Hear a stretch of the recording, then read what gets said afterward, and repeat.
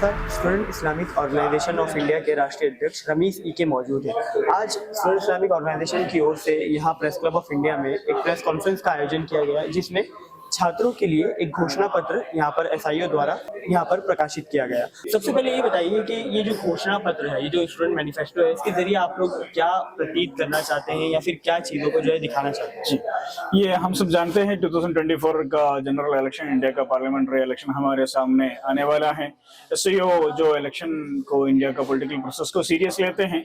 हम बहुत सारे चीज़ों, स्टूडेंट्स का जो इश्यूज है, स्टूडेंट का कैंपसेस का जो मुद्दे हैं, एजुकेशन को लेकर जो मुद्दे हैं, वो ये इलेक्शन में हम एक एजेंडा के तौर पर हम लेके आना चाहते हैं। हमारा स्टूडेंट मैनिफेस्टो रिलीज करने का सबसे पहला, सबसे अहम मकसद, हमारा सबसे अहम ऑब्जेक्टिव ये है, हम स्टूडेंट का जो भी जितने भी इश्यूज है, उनके सामने जितने भी मसले हैं जो गवर्नमेंट की तरफ से हल होना चाहिए, ये इलेक्शन पे या पब्लिक में डिस्कशन होना चाहिए, हम वो इश्यूज को, मुद्दे को पब्लिक में इलेक्शन का एक मुद्दे के तौर पर लेके आना चाहते हैं। इसके लिए हमने ये स्टूडेंट मैनिफेस्टो बनाते हैं, रिलीज करते हैं और ये इसको लेके पूरा तमाम पॉलिटिकल लीडर से, कैंडिडेट से और उसके सामने इसको लेके जाते हैं। देखिए, सबसे पहले तो हमें मुस्लिम्स का जो सोशियो इकोनॉमिक स्टेटस है वो जान लेना चाहिए। सच्चर कमेटी की उस पर एक डिफाइनिंग मोमेंट था जब सच्चर कमेटी की रिपोर्ट आई, और आज की अगर प्रेजेंट सिचुएशन की हम बात करें तो Muslims is at the lowest rung. मुस्लिम सबसे निचले पायदान पे है, even below the SC ST। Higher education में हम अराउंड 4% हमारा एनरोलमेंट है, जबकि हमारा प्रोपोर्शनल रिप्रेजेंटेशन 14% के आसपास होना चाहिए।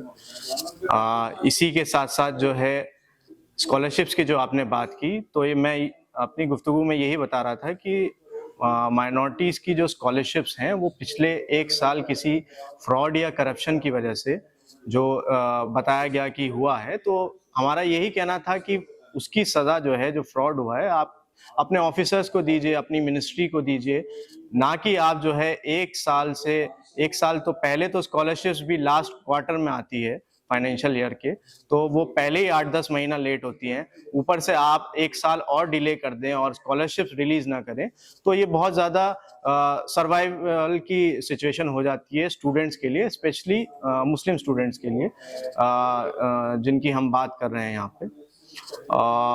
इसके अलावा मानव की फेलोशिप्स अभी तो कंटिन्यू है, जिन लोगों को पहले से मिले हुआ, लेकिन वो डिसकंटिन्यू कर दिया गया। तो यही है कि जो माइनॉरिटीज के लिए स्पेशल फोकस और स्पेशल मेजर्स गवर्नमेंट को लेने चाहिए, क्योंकि हमारी कंडीशन जो है वो सबसे निचले पायदान पे है। वो सरकार की नियत नहीं है वैसा करने की, और ये बहुत ज़्यादा निंदनीय बात है और सरकार को बिल्कुल ऐसा नहीं करना चाहिए। 38% आप माइनॉरिटीज़ का बजट को रिड्यूस कर दे रहे हैं और आप जुमलेबाजी में जो है 1 करोड़ स्कॉलरशिप्स एनुअली देने का वादा करते हैं। हम यही कहना चाहते हैं, मुस्लिम्स रेगुलरली स्ट्रगल कर रहे हैं, स्टेट जो है उनको जो नेसेसरी सपोर्ट है वो प्रोवाइड नहीं कर रहा है।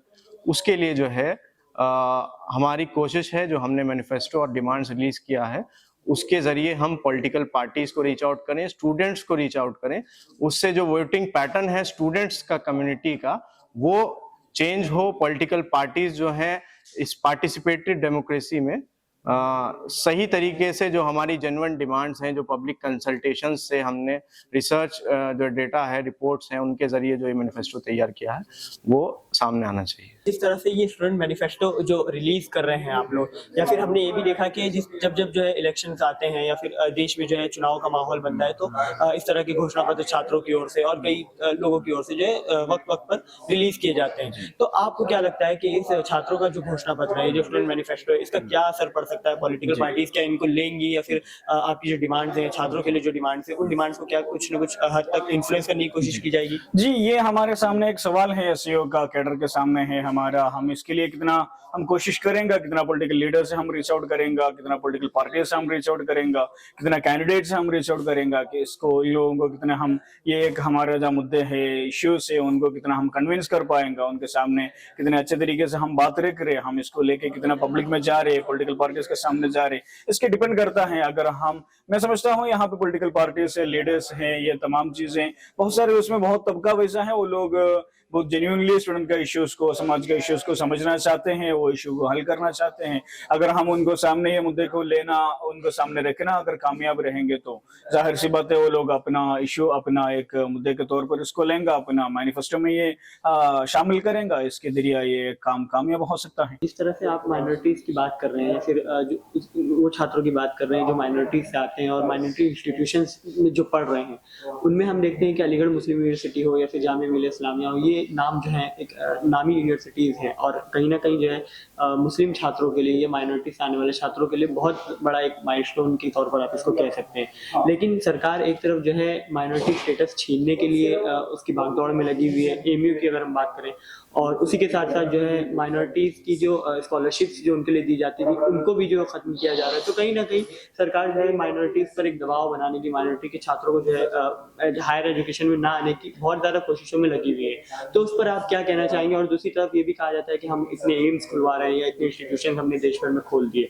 तो इस रवैये को सरकार के आप किस तरह देखते हैं? देखिए, अलीगढ़ मुस्लिम यूनिवर्सिटी और बनारस हिंदू यूनिवर्सिटी को जो है एक टाइटल है इंस्टीट्यूट ऑफ नेशनल इंपॉर्टेंस का। हमारा सवाल यही है, आपके नेशनलिज्म के आइडिया में माइनॉरिटी की इंपॉर्टेंस क्या है? वो जो है सरकार की नीयत में, पॉलिसीज में, प्रोग्राम्स में नजर नहीं आती है। तो वो हमारा क्वेश्चन है। आप एक तरफ माइनॉरिटी स्टेटस छीन रहे हैं, जो हमारा बनाया हुआ सरमाया है, आप उसको छीनना चाहते हैं। दूसरी तरफ आपकी जो ड्यूटीज़ हैं आप उनको फुलफिल नहीं करना चाहते हैं। आप बजट एलोकेशन हमारी प्रोपोर्शनल रिप्रेजेंटेशन जितना है उस हिसाब से नहीं करना चाहते हैं। स्कॉलरशिप्स के आप नंबर्स घटा रहे हैं। तो यही सारी चीज़ें हैं जो मैंने बोला, दो तरीके से जो है माइनॉरिटीज़ के एजुकेशनल राइट्स पे, जो एजुकेशनल राइट्स सिर्फ एजुकेशन तक या एकेडमिया तक लिमिटेड नहीं होते हैं, बल्कि हमारे सोशो इकोनॉमिक जो डिस्पैरिटी है सोसाइटी के अंदर, उसको भी और डीपेन कर रहे हैं। और बताया कि मुस्लिम हायर एजुकेशन में 4% है, मुस्लिम स्कूल एनरोलमेंट भी जो है उनके रिप्रेजेंटेशन के हिसाब से कम है बाकी कम्युनिटीज़ के हिसाब से, तो उसको कंसिडर करना चाहिए। डाटा भी यही रिवील कर रहा है और स्टूडेंट्स भी यही कह रहे हैं। इसको जो पार्लियामेंट्री इलेक्शन है हमारे जो 2024 में होने हैं, उसमें सरकारों को, जो हमारे पॉलिटिकल लीडर्स हैं और दूसरे जो ग्रुप्स हैं, उनको कंसिडर करना चाहिए। हम मौजूद थे SIO student Islamic organisation of India की द्वारा आयोजित की गई प्रेस कॉन्फ्रेंस में। प्रेस कॉन्फ्रेंस में यही तमाम तर मुद्दे उठाए गए कि जिस तरह से माइनॉरिटी इंस्टीट्यूशंस में छात्रों को जिस तरह से निशाना बनाने की कोशिश की जा रही है, या फिर स्कॉलरशिप्स की बात कहें, या फिर इसी के साथ साथ छात्रों की आत्महत्याओं का मुद्दा हो, इन तमाम तर मुद्दों को लेकर यहाँ पर एक प्रेस कॉन्फ्रेंस आयोजित की गई थी जिसमें इन तमाम मुद्दों को उठाया गया। और उसी के साथ आने वाले 2024 के लोकसभा इलेक्शंस में इन तमाम मुद्दों पर जो है घोषणा पत्र जारी किया गया। आप देख रहे थे छात्र विमर्श की report press club of India से, मैं आपके साथ ओएस सिद्दीकी।